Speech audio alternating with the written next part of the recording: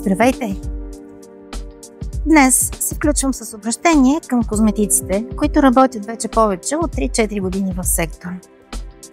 Вероятно ви е познато това усещане, при което много ви се иска да спечелите доверието на своите клиенти и някак да ги задържите при себе си. Да привлечете вниманието по-целенасочено, отколкото го правят конкурентите в бранша. На мен това усещане ми е много познато, защото и аз, като повечето козметици, когато започвах бизнеса си, нямаше кой да ми каже кои са важните стъпки, които аз трябва да направя към своите клиенти, за да могат те да ми се доверят. И когато тръгвах в своята кариера, както вероятно го правят много други козметици, аз тръгвах с идеята, че най-важното нещо е да се представя добре пред клиентите си, да им предложа колкото се може повече процедури, да им предложа колкото се може по-модерни неща. Познато ли ви е? Козметиците, които работят за себе си в сектора, вероятно много добре познават това усещане. Да искат да се представят добре и това да струва доста скъпо. Когато аз прохождах и пак казвам, нямаше кой да ми каже каква всъщност е истината, не знаех колко съм заблуда. Затова сега се включвам, за да обърна внимание на едни детайли, които всъщност няма да можете да ги откриете, колеги, в рекламите, в търговските представяния, в поканите да заредите салоните си с някакви продукти. И тогава, когато аз започвах, увлечена в желанието си да купя най-модерната техника, най-скъпите продукти и да предлагам колкото се може повече неща, не знаех колко голяма грешка правя. През следващите години започнах да разбирам, че нещо не е наред. Започнах да разбирам, че модерните неща много бързо се превръщат в демоде, идват новото поколение неща. Скачах от кредит в кредит. Купувах скъпи апарати, защото новите апарати са скъпи апарати. И още не изплатила кредита, още не довнесла последните си лизингови вноски, аз трябваше да купя новия модел на същия апарат, защото той беше по-рекламиран, защото клиентите питаха за него. Ако разпознавате своята история, ако чувате неща, които се случват и с вас, останете с мен в това видео. Ще откриете една истина, която ще ви бъде много полезна, ако искате да продължите по нов начин.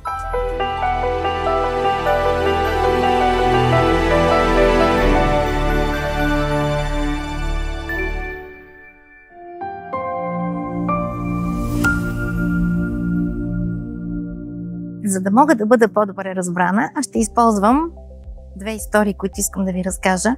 Историята, с която искам да започна своя разказ, случи ми се тази зима.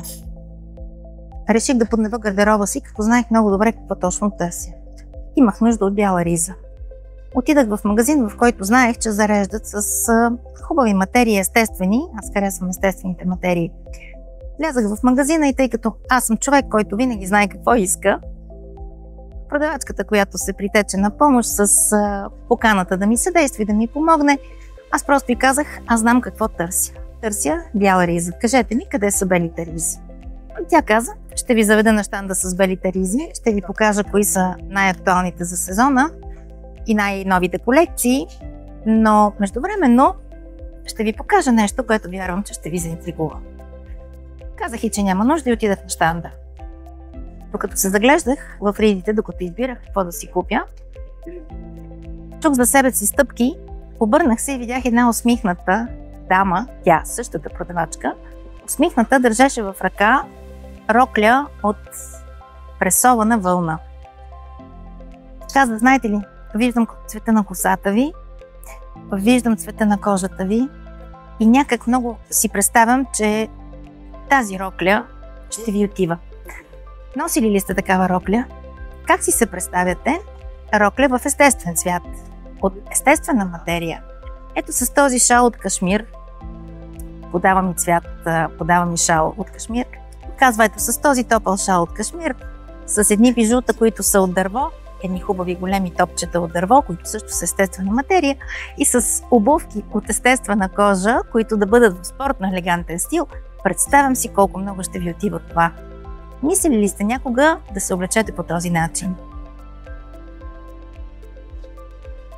Ето това беше нещото, което изведнъж ме вкара в едно ново усещане за ситуацията. Аз като клиент, срещу мен търговец. Бях възхитена от идеята, която тя ми предложи. Изключително много ми допадна идеята да пробвам такъв тип дреха. До сега никога не съм носила зимна рокля, никога не съм носила рокля от вълна. Не знаех, но изведнъж начинът, по който тя ми предложи, начинът, по който тя определи, че това е моя стил, вероятно, защото тя ме е усетила като човек, като излъчване, като предпочитания. Много ми допадна. Този ден нямах възможност да направя проба на роклята и обясних, че ще дойде друг ден, в който специално ще отделя време, за да пробвам зимната рокля. Излязах от магазина с абсолютната сигурност, че ще се върна в този магазин и ще си купя тази рокля. Но бях сигурна, че ще си купя не само нея. Почувствах се прекрасно обслужена, прекрасно разбрана и прекрасно консултирана от тази дама. Какво се случи по-нататък? След около месец и половина аз бях освободила време в своята програма да отида и да си направя всички видове проби, които са необходими и максимално да си преживея моето женско удоволствие, да си избера новия стил. Влязах вътре, но ме посрещна друга продавачка.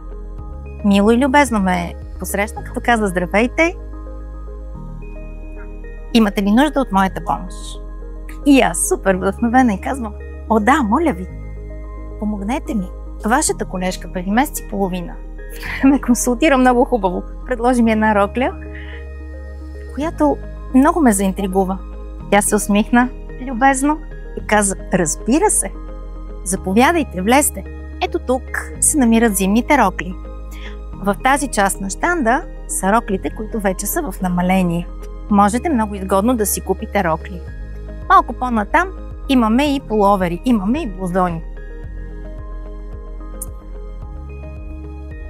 Усетих, че не е същата консултация.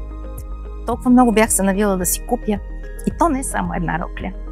Познайте какво направих. Аз просто се върнах в предишната си ситуация на клиент. Реших, че всъщност когато пазарувам нещо, аз добре знам какво искам. Не останах повече в този магазин. Не си купих нито една рокля. Но прозрях за себе си една много важна истина, която сега, ако се замислите, е абсолютно валидна и за нашия сектор, за услугите за красота. Когато един човек любезно информира за всичките възможности, които се намират в този търговски обект или в този козметичен салон, той е много учтив, той е много внимателен. Вероятно е много ценен с информацията, която казва, като обяснява къде са новите колекции, къде са нещата с намаление. Ето там в другия край се намират другите неща, колко голям набор от продукти има или в частност към козметики, колко много услуги се предлагат в този салон. И клиентът може да се избере. Ето тук са модерните варианти, а тук са нещата, които не са чак толкова модерни, но пък са на много изгодна цена. И това се нарича консултация. Да, то е консултация. Но има един друг тип консултация, която мотивира човека да се върне отново и всеки път, когато се връща, той да е въодушевен да купи още и още. И каква е тайната на тази мотивация към клиентите? Тайната е в това да ги консултираш спрямо тяхната индивидуалност, а не да им предложиш това, което ти имаш в наличност. Огромна, съществена разлика. Успяхте ли да усетите нюансите? Успяхте ли да разберете каква е разликата от единия и от другия тип консултации? И в двата случая става дума за голям магазин, за хубави и качествени дрехи, за много учтив персонал, който е на разположение на клиентите. В единия случай аз щях да купя много неща, а в другия случай аз нищо не купих. И няма да се върна повече в този магазин. Сега сещам си за още една история и може би това беше случката, която категорично ми затвърди мнението, че аз трябва да се включа и да направя тези две истории на видео за вас. Втората история се развива точно преди да тръгна за своята ваканция. Реших, че имам нужда от нов калъф за очила, защото летните жеги бяха разтопили кълъфа на очилата, продавачката в оптиката взе моите очила много внимателно. Каза, сега ще ви предложа няколко варианта за тези красиви очила. Докато си избирате, аз искам да стегна леко винчетата на дръжките, защото виждам, че са се разслабили. Вероятно ги слагате на главата си през деня. И така, отвори, извади няколко варианта на кутийки и докато аз отварях и затварях, тя с една малка отверчица стегна болчетата. След това просто видях как извади спрейче с тъпичка, напръска ги, забърса ги и ми ги подаде с два пръста. Бях толкова трогната.